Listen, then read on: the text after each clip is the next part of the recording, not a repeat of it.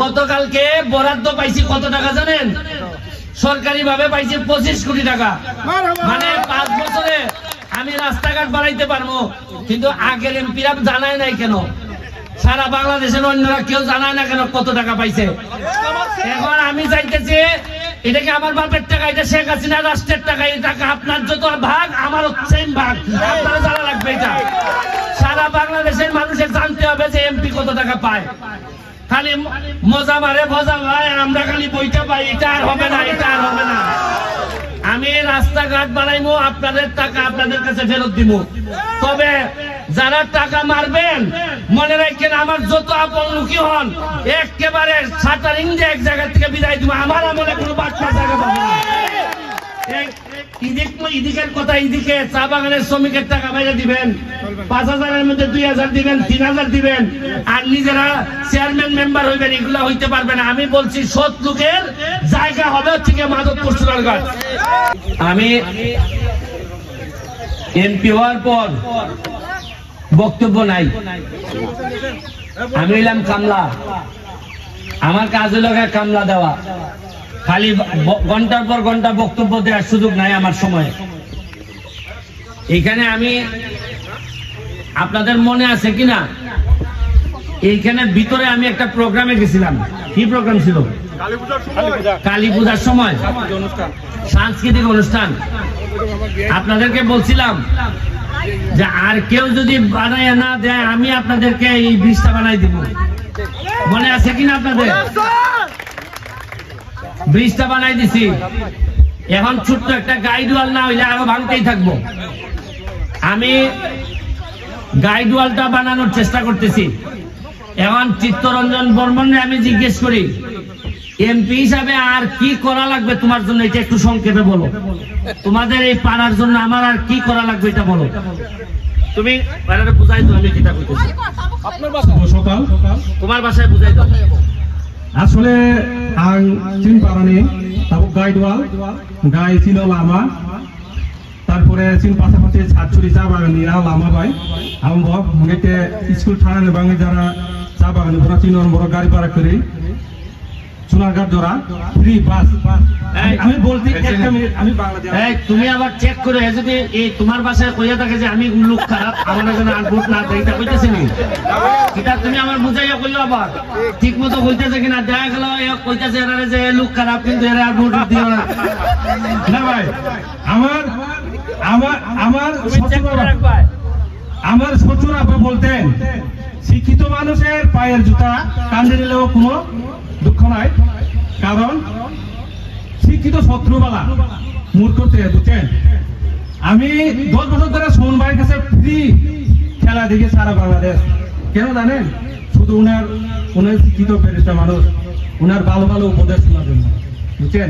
মানুষ মনে করে আমি বলে সোহন ভাইয়ের চামচা কি দিতে আমার আজকে সার্থক।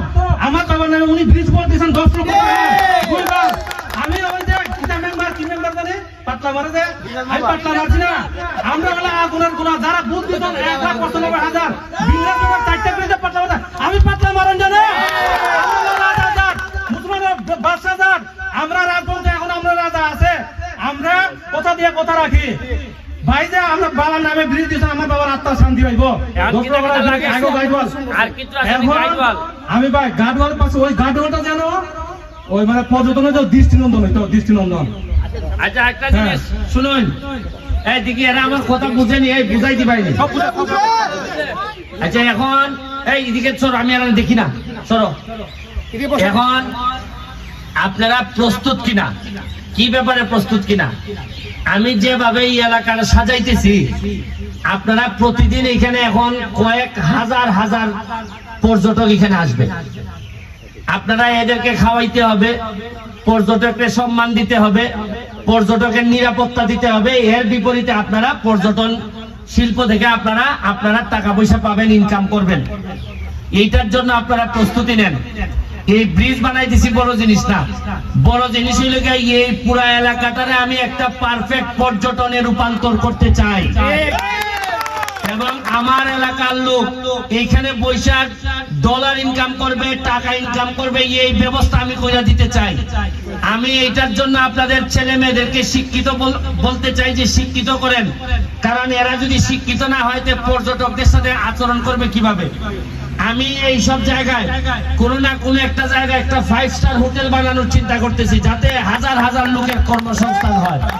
এখন আপনারা প্রস্তুত কিনা, এই কাজের জন্য প্রস্তুত কিনা? হাত তুললে বলেন। আরে এরা হাত তুলে কিনা, এরা তো গেলেন না। আপনারা কোন জায়গার? ও ঢাকার। এই যে দেখেন ঢাকার লোকজন আসছে, এরাও প্রস্তুত আছে। আপনারা ওনারা ঢাকা থেকে আসছে, ওনাদের জন্য একটা হাততালি দাও না, এরা বাইরে থেকে লোক আসছে। আমার কাজ হচ্ছে গিয়ে শুধু আমি এমপি মন্ত্রী হওয়া না, আমার প্রতিটা ছেলে মেয়েকে নিজের প্রতি বিশ্বাস স্থাপন করা যে মানুষ চাইলে পারে না এমন কোন জিনিস নাই। আমি এটা প্রমাণ করছি। আমি সারা পৃথিবীর বিরুদ্ধে যুদ্ধ ঘোষণা করে আপনাদের 1 লাখ ভোটে পাইছি না, আমি পাস করছি না। তা আমি যদি পারি তা আপনারা পারবেন না কেন? এত সুন্দর ব্রিজ বানাইতে পারছি নিজের টাকা দিয়ে বানাইলে। শুনেন, এখন দেখবেন গতকালকে বরাদ্দ পাইছি কত টাকা জানেন? সরকারি ভাবে পাইছি 25 কোটি টাকা। মানে 5 বছরে আমি রাস্তাঘাট বানাইতে পারবো, কিন্তু আগের এমপিরা জানায় নাই কেন? সারা বাংলাদেশের অন্যরা কেউ জানায় না কেন কত টাকা পাইছে? এখন আমি চাইতেছি এটা কি আমার বাপের টাকা? এটা শেখ হাসিনা রাষ্ট্রের টাকা। এই টাকা আপনার যত ভাগ আমারও সেম ভাগ, আপনারা জানা লাগবে। এটা সারা বাংলাদেশের মানুষের জানতে হবে যে এমপি কত টাকা পায়। খালি মজা মারে ভজা ভাই, আমরা খালি বইটা পাই, এটা আর হবে না, এটা আর হবে না। আমি রাস্তাঘাট বানাইবো, আপনাদের টাকা আপনাদের কাছে ফেরত দিব। তবে যারা টাকা মারবেন মনে রাখেন, আমার যত আপন লোকই হন একেবারে শাটারিং দিয়ে এক জায়গা থেকে বিদায় দিব। আমার আমলে কোনো বাচ্চা জায়গা পাবে না।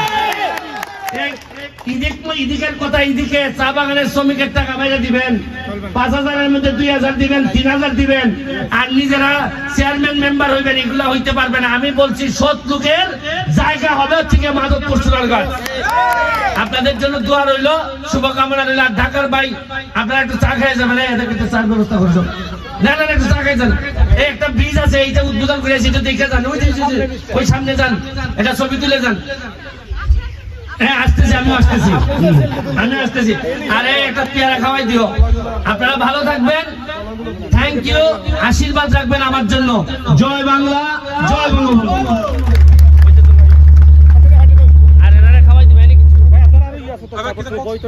আচ্ছা বলছি আমি নিমুন এরারে খাওয়াই দিবা কি দাদা চাইছে বসতে কিটা আছে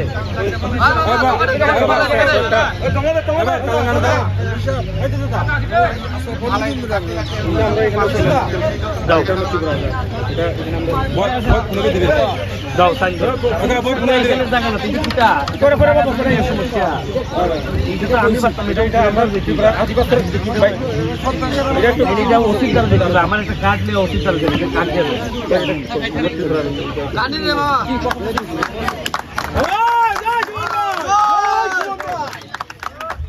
বাহ সুন্দর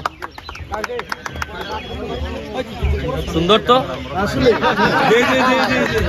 ভাই সেরকম ট্র্যাডিশনাল ও কথা শিখছস পরে এবার তো আমার এই বুট তো আনতে পারছস না আজকে এলাকা তো বুট দিছ না রে কম দিছ সারা পাতলা বর্ষ ভাই স্যার আমরা তো দিলাম আমরা দিলাম একটু চাকসে বিন করতে না না মত তো ঋষি কাবলে অসুবিধা নাই অসুবিধা চলো চলো আয়ো